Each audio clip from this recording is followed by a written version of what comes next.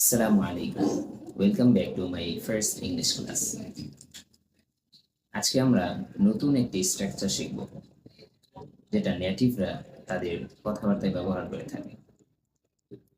স্ট্রাকচারটা হচ্ছে that might be hard to believe. আমরা অনেক সময় এই ধরনের এক্সপ্রেশন ব্যবহার করে থাকি। যেমন, তুমি তোমার ফ্রেন্ডকে বলছো, I don't have a phone, that might be hard to believe. আমার কোনো ফোন নেই, এটা তোমার কাছে অবিশ্বাস্য মনে হতে পারে। অথবা তুমি নতুন কোনো মেয়ের সাথে পরিচিত হয়েছ, তখন মেয়েটি তোমাকে জিজ্ঞেস করলো, do you have any girlfriend? তুমি বলবে, I don't have any girlfriend, that might be hard to believe. এই স্ট্রাকচারটার মাধ্যমে তুমি শুধুমাত্র এই ধরনের বাক্য না, আরো বিভিন্ন ধরনের বাক্য বানাতে পারো। যেমন, এটা শিখতে সহজ হতে পারে, that might be easy to learn. অথবা তুমি বলতে পারো, এটা পড়তে অনেক বেশি কঠিন হতে পারে, that might be hard to read it.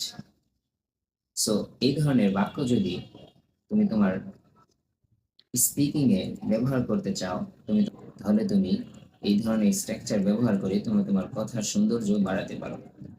আসসালামু আলাইকুম। Welcome back to my first English class. আজকে আমরা নতুন একটি স্ট্রাকচার শিখব, যেটা নেটিভরা তাদের কথাবার্তায় ব্যবহার করে থাকে। স্ট্রাকচারটা হচ্ছে that might be hard to believe. আমরা অনেক সময় এই ধরনের এক্সপ্রেশন ব্যবহার করে থাকি।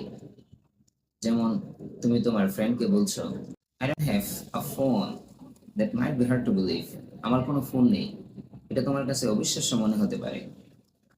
অথবা তুমি নতুন কোনো মেয়ের সাথে পরিচিত হয়েছ, তখন মেয়েটি তোমাকে জিজ্ঞেস করলো, do you have any girlfriend? তুমি বলবে, I don't have any girlfriend, that might be hard to believe. এই স্ট্রাকচারটার মাধ্যমে তুমি শুধুমাত্র এই ধরনের বাক্য না, আরো বিভিন্ন ধরনের বাক্য বানাতে পারো।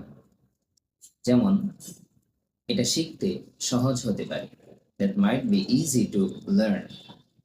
অথবা তুমি বলতে পারো, এটা পড়তে অনেক বেশি কঠিন হতে পারে, that might be hard to read it.